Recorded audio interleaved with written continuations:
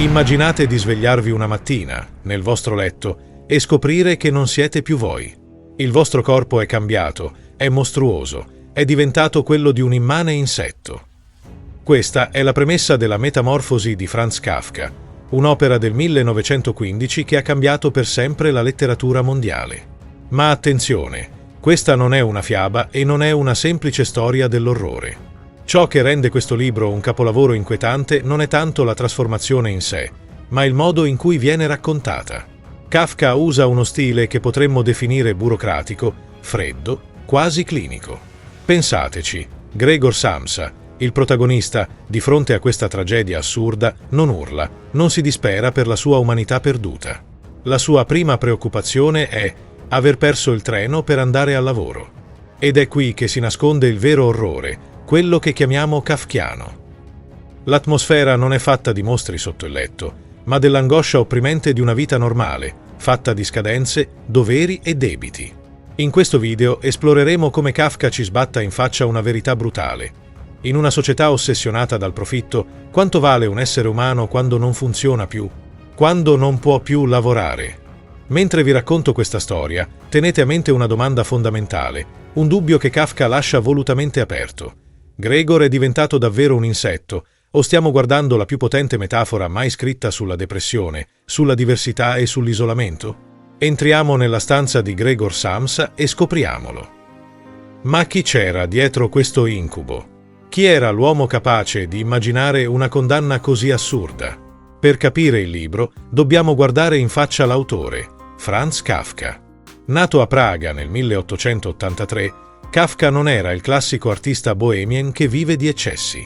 Tutt'altro. Immaginatelo così. Di giorno, un irreprensibile dottore in legge, un impiegato modello all'istituto di assicurazioni.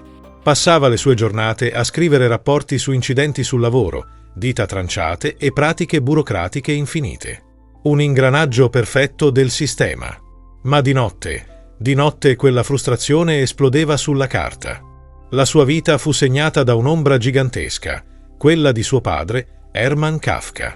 Un uomo enorme, autoritario, un commerciante di successo che schiacciava il figlio con la sua personalità dominante. Se nel libro Gregor si sente un piccolo parassita inutile, è perché Franz, davanti a quel padre padrone, si è sentito così per tutta la vita. Eppure, c'è un dettaglio su Kafka che vi sorprenderà e che cambia tutto. Siamo abituati a pensarlo come un uomo cupo, depresso. Ma i suoi amici raccontano che, quando lesse per la prima volta la Metamorfosi ad alta voce, Kafka rideva. Rideva fino alle lacrime. Per lui, l'idea di un uomo che si sveglia insetto e ha paura del capo ufficio non era solo tragica, era comicamente assurda. Un umorismo nero che è la chiave segreta della sua opera. Ah, un'ultima cosa fondamentale. Voi non dovreste nemmeno vederlo questo video. Noi non dovremmo leggerlo questo libro. Kafka morì giovanissimo, a 40 anni, di tubercolosi. Nel suo testamento lasciò un ordine preciso al suo migliore amico, Max Brod. Brucia tutto. Ogni manoscritto, ogni pagina. Senza leggere. Per fortuna della letteratura mondiale, il suo amico lo tradì. Max Brod non bruciò nulla. Ed è solo grazie a questa disobbedienza che oggi possiamo entrare in quella stanza chiusa a chiave e vedere cosa è successo a Gregor Samsa. La storia non perde tempo in spiegazioni.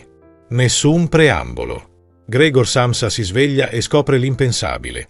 Il suo corpo è un'armatura marrone, ha tante zampette che si muovono senza controllo. È un insetto. Ma la cosa folle è la sua reazione. Gregor sente la voce di sua madre e di suo padre preoccupati dietro la porta chiusa, sente arrivare addirittura il procuratore della sua ditta perché è in ritardo, e lui a cosa pensa? Pensa a come giustificarsi. Prova a parlare, ma dalla sua gola esce solo un pigolio stridulo. Poi, il momento della verità. Gregor riesce, con una fatica immane, ad aprire la porta. La scena è teatrale. Il procuratore scappa inorridito, la madre sviene tra le gonne. E il padre? Il padre non prova pietà. Lo spinge indietro nella stanza con violenza, usando un bastone e un giornale, ferendolo a una zampa. La porta viene sbattuta e chiusa a chiave. Gregor è ufficialmente prigioniero in casa sua. Passano i giorni e inizia una macabra routine. Gregor scopre che i cibi freschi gli fanno schifo, preferisce formaggio avariato e scarti. La sua umanità biologica sta svanendo. L'unica che prova a mantenere un contatto è la sorella, Grete. All'inizio è gentile, gli porta il cibo, ma è terrorizzata. Gregor, per amore, si nasconde sotto il divano per non spaventarla. Ma la trasformazione avanza. Gregor inizia ad arrampicarsi sui muri, si sente libero. La famiglia decide di svuotare la sua stanza dai mobili per farlo muovere meglio. Sembra un gesto gentile, ma Gregor capisce che levandogli la scrivania e i ricordi gli stanno togliendo l'ultimo pezzo di anima umana. Si aggrappa a un quadro sul muro per proteggerlo. La madre lo vede, sviene di nuovo. Il padre rientra dal lavoro, vede la scena e perde la testa. Inizia a bombardare il figlio insetto con delle mele. Una di queste mele si conficca nella schiena di Gregor, incastrandosi nella corazza. Nessuno ha il coraggio di togliergliela. Quella mela marcirà lì, provocandogli un dolore atroce e un'infezione lenta. È l'inizio della fine. Ed è qui che inizia la parte finale, la più dolorosa. La famiglia è in rovina economica senza lo stipendio di Gregor. Affittano una stanza a 3 signori distinti e severi. Gregor è ormai sporco, denutrito, coperto di polvere, trattato meno di un cane. Una sera, la sorella suona il violino in salotto per gli ospiti. La musica è bellissima. Gregor, ipnotizzato, esce dalla stanza. Pensa, può un animale essere così commosso dalla musica?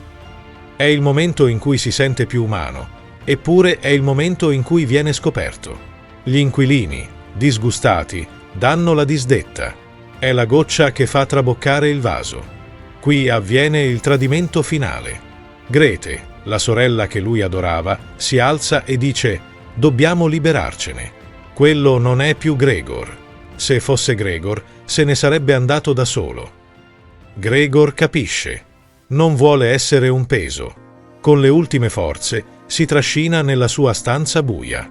Pensa alla sua famiglia con amore, nonostante tutto. Alle 3 del mattino la sua testa cade giù. Muore. La mattina dopo la serva trova il corpo secco e piatto. Lo spazza via come spazzatura. La reazione della famiglia? Un pianto disperato? No. Tirano un sospiro di sollievo. Il padre dice: «Ora possiamo ringraziare Dio». Escono di casa, prendono un tram verso la campagna, c'è il sole.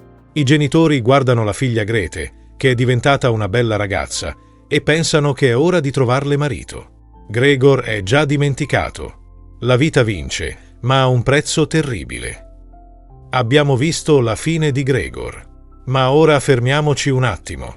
Chi è il vero mostro in questa storia?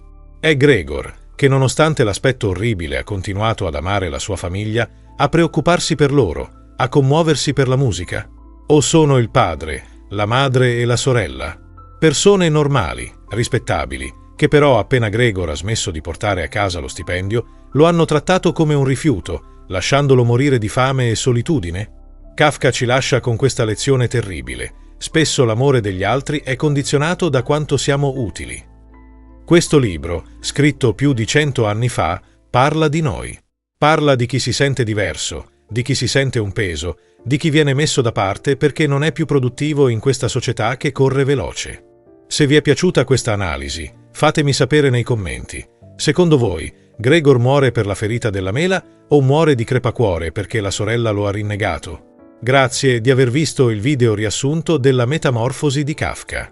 Supportate il canale lasciando un like, un commento e se non sei iscritto e ti piacciono i nostri contenuti, puoi iscriverti gratis. Ci vediamo al prossimo video riassunto.